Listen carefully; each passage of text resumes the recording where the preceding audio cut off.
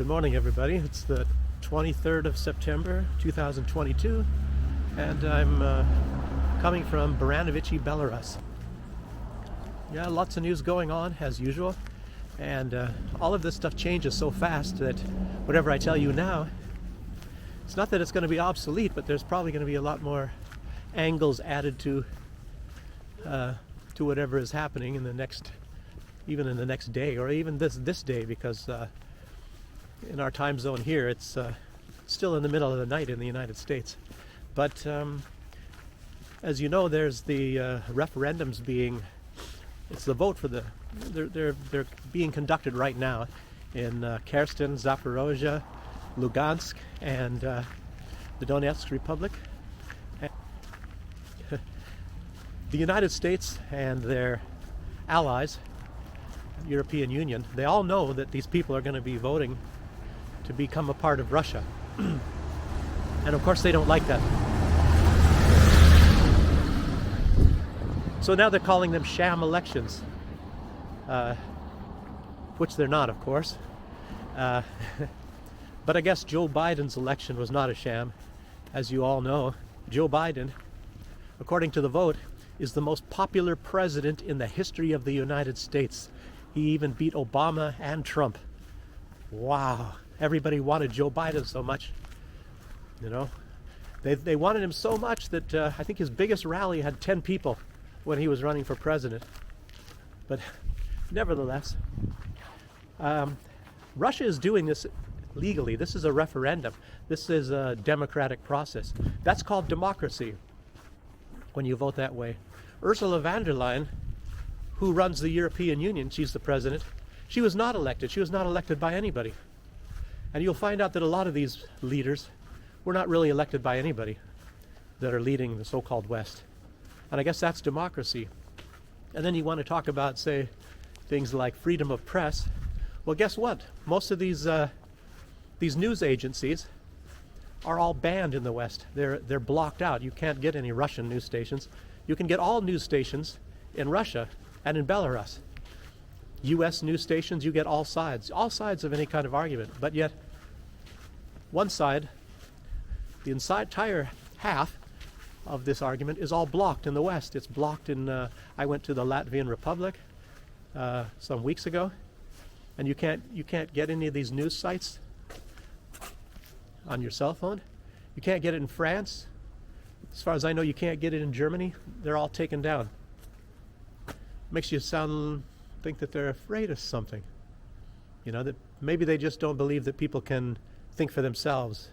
And if they find information that's not true, you know, you can somehow look some more and you can find out if it is true or not. But I guess that's what they're afraid of. And there's the same thing as censorship on a lot of these social media sites. And I hope this is not going to get censored. I'm finding people saying a lot of things on YouTube. I don't find YouTube that bad, really. You know, there are certain things, of course, that they will take down or call misinformation, and then a lot of times they'll come back and change it and say, well, okay, now it's not misinformation anymore. But there's a lot of people here I can talk about. What's been going on in the last days? For example, there's it's a long skit right here, and I wrote down, because it contains a lot of quotes from this very well-acclaimed lawyer from the United Nations. He's a former lawyer in the United Nations for human rights, and he's a professor in Geneva, Switzerland right now. And as I said, for the United Nations. And his name is Professor Alfred de Zayas. He's professor of international law in Geneva right now. And in his words, the grave violations of the United Nations Charter by the U.S. and other NATO countries in Yugoslavia, Afghanistan, Iraq, Libya, and Syria, and of course there's even more, maybe Yemen, that he didn't mention. But these grave violations of law, which of course I didn't say Russia, I said the United States, and I said the EU countries, and which is mostly NATO, of course. Anyway, he says they contributed to the world problems we have today. He went on to say that if Joe Biden would have obeyed Article 2 of the United Nations Charter, And he also said if the USA, France, and Germany would have instituted or insisted on the implementation of the Minsk Accords, the Ukraine crisis would have been solved. And remember, Putin, this is in my words, he was trying to integrate the Donetsk Republic and Lugansk into Ukraine, to be a part of Ukraine. And that's what the Minsk Accord was all about. And there wouldn't have been any war, and everything would have just gone on as usual. All they had to do is recognize that these people speak Russian, and in the West they speak Ukrainian. Look at Switzerland. It's a multi-language country. One part of it speaks Italian, one part speaks German, and one part speaks French. And they get along beautifully. But that is not the only part of what the western part of Ukraine was trying to implement on those in the east. They actually wanted them to leave, you know. And Russia calls this genocide, but in truth it's ethnic cleansing. And the reason why they've been bombing, I'll just go on. Let me instead of getting ahead of myself here, I'll tell more about what it says here. Anyway, Putin was trying to integrate these into Ukraine, and they declared independence, and Putin refused to recognize their independence at that time.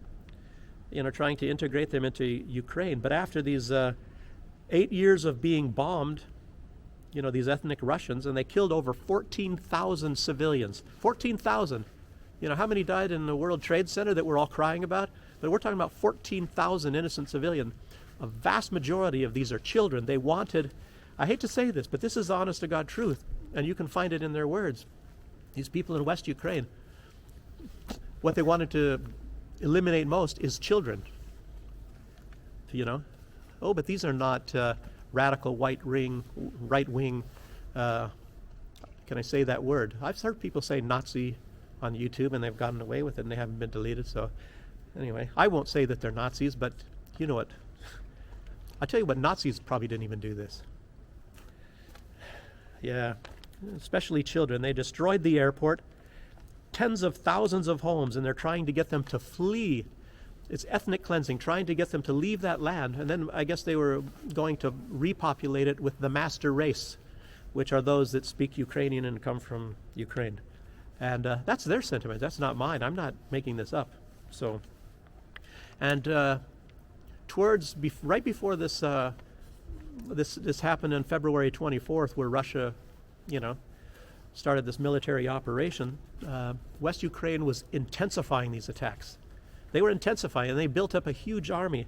And I don't know if I wrote this here, but I should also add that Petro Poroshenko, who was the president of Ukraine, said when they signed these Minsk agreements, he said they had no intention of obeying those agreements.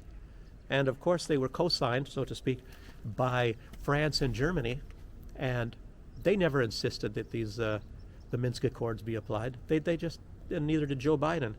They just allowed them to continue shelling and killing these people from the east, and of course they blocked it out of the Western media. You never saw it, you know.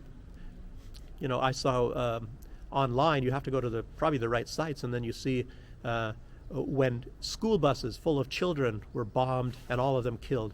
You know, it's not a very pretty sight. And if you saw these things, you would maybe start to change your mind. Anybody out here that's watching this and doesn't really know what was really going on in all these years, you know, that's something you ought to look into. Hopefully you can still find that on the internet. Some of these images in the film footage. You don't really want to see it, maybe. Anyway, Russia had to step in, and Russia was already undergoing a humanitarian crisis because a lot of these refugees were all fleeing into Russia for protection. And that's, of course, exactly what Ukraine wanted, to ethnically cleanse that land, you know, that was a part of Russia always until Vladimir Lenin, you know, the communist leader who implemented communism in Russia. He took the land from Russia and gifted it to this region called Ukraine. It wasn't a country, it's a region. So Ukraine has only been a country for a very short time. And Alfred de Zayas, this lawyer, human rights representative or high official from the United Nations, former high official from the United Nations, he also said that the U.S. and, of course, the EU funded the overthrow of the democratically elected government of Ukraine. See, now I don't know if I'm allowed to say this on YouTube. I might get deleted for that. But you're not allowed to tell you the truth, that it was the West that overthrew the democratically elected government of Ukraine and installed puppets. And you can even find audio recordings, you can find videos. Victoria Nuland, she was, I believe, Assistant Secretary of State at that time under Barack Obama, and she was, there's even an audio recording saying that that Yatsenyuk is going to be the next one in charge. So they are already deciding. The U.S. is deciding on which puppets they're going to put in there. There's so much information, but you have to look at these things yourself. And one thing will lead to another. You'll find out the truth, and then you'll start to think a little bit differently about what this crisis is all about. Zayas also says that it's the U.S. and the EU that are a threat to peace and stability in the world. That's outlined in Article 39 of the UN Charter, and they are in violation of it. But Putin is in violation of it, and they tell you an illegal. A car coming, I should be a little quiet. They said it was an illegal invasion of Ukraine, or an illegal annexation. But there was a referendum. There was 2 referendums, and way over 80% of the people voted to be free of being attached to Ukraine, and then to become a part of Russia. And in truth, Crimea has always been a part of Russia. You can go back hundreds of years, and there have been wars fought over that in the 1860s, I believe. About 1860s. Britain, of course, was trying to take the Crimea away from Russia. And as I learned in Russian area studies and my time in the U.S. military, in briefings and things, that it was a dream of the U.S. to deprive Russia of the Crimea. I heard that so many times. So, it was not that the U.S. would necessarily take over, but they wanted to deprive Russia of the Crimea. And they had, of course, at that time, it was a 100-year lease for Russia to be in, having those naval bases in the Crimea. So these things you have to consider before you make up your mind and tell everybody how evil Russia is.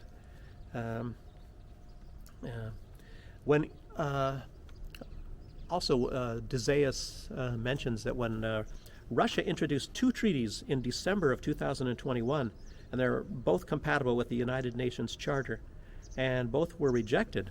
De Zayas says, and this is his words, the arrogant rejection by Jens Stoltenberg and Joe Biden, Jens Stoltenberg of NATO, and Joe Biden, led directly to the outbreak of hostilities in Ukraine. So, and as many predicted by many U.S. diplomats, to include George Kennan and Henry Kissinger, they all said that this is going to lead to military hostilities, and of course it did. And in my opinion, from all this evidence, that you can conclude that these politicians are either incredibly stupid or they wanted a war. But actually, in my opinion, they're stupid for wanting a war. So that's both. There's even more. I have Paolo Raffoni. He's director of the CIPI Foundation, geopolitical think tank in Brussels. This is a political think tank for NATO. And I've been there a few times to SHAPE Belgium. SHAPE, it's in Brussels. SHAPE is the Supreme Headquarters, Allied Powers Europe. And I had, at that time, I was working for the Commanding General of American Forces in Europe, Germany at that time. And of course, he had to make trips there, and I was there. Anyway,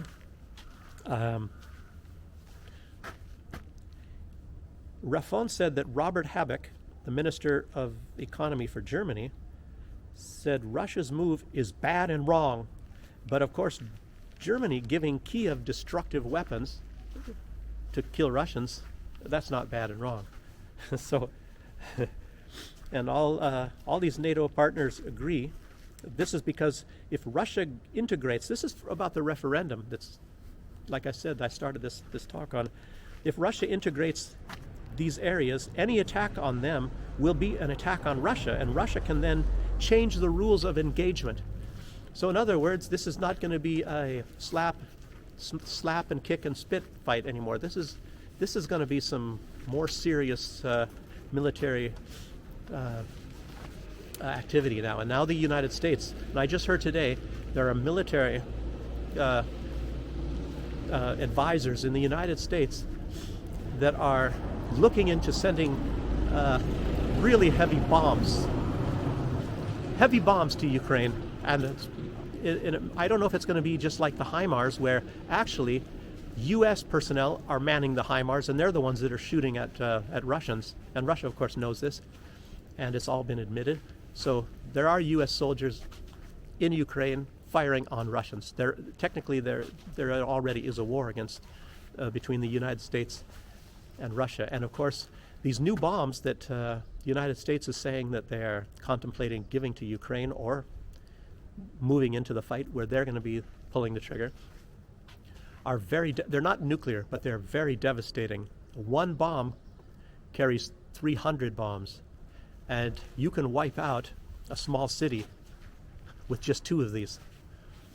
These are conventional. So you drop one bomb, and that's 600, 700 meters square meters of total destruction, and everything within it will be dead, at a minimum, and if not even more.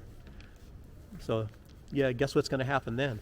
So, and do you think that Russia is not going to hit American targets? They have already said they're going to do that. If such things happen, there will be a war between the United States and Russia, and this is not going to be a conventional war. Any war between these two countries is not going to stay conventional. It's inevitable that will be a nuclear war. And the United States and Europe and NATO, they said they're not going to give up on Ukraine. They want to take Ukraine. And in truth, Russia is defending Ukraine.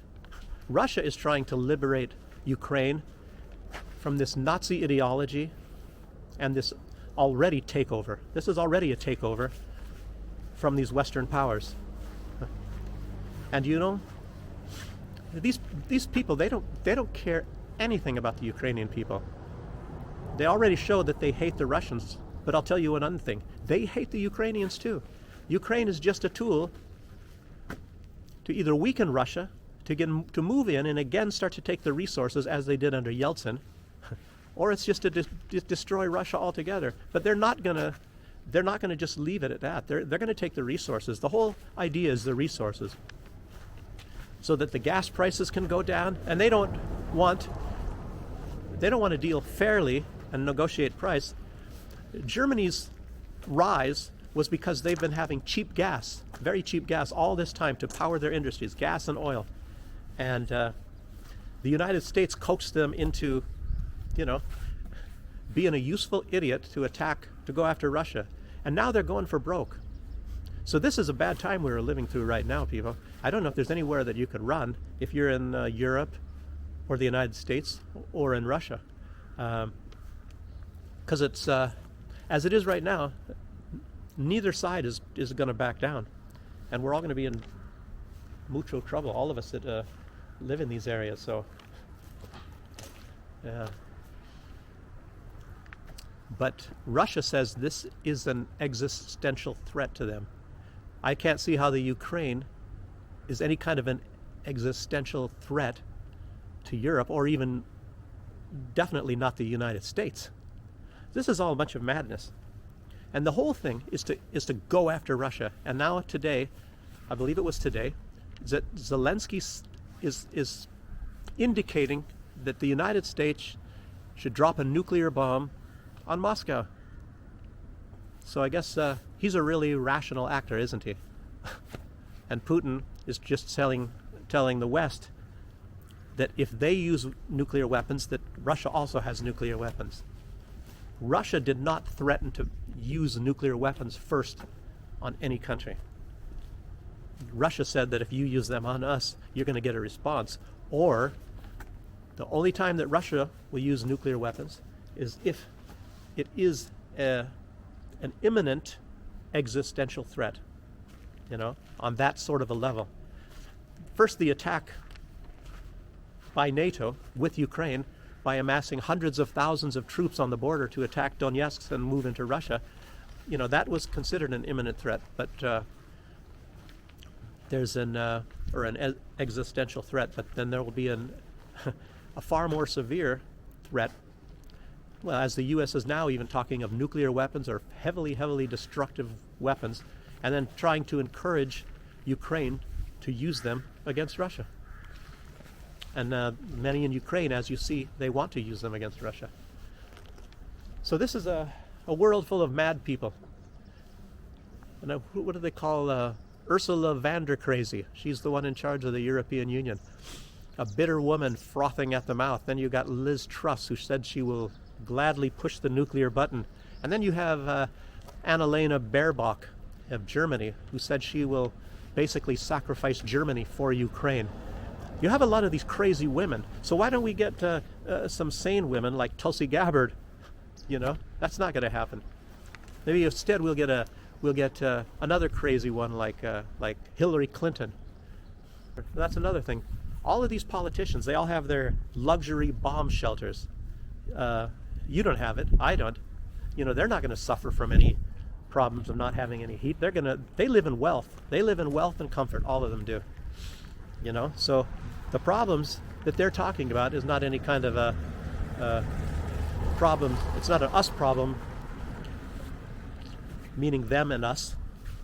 It is for us the lower people. It's not for them. So get ready for World War III, and have a good day if that's possible.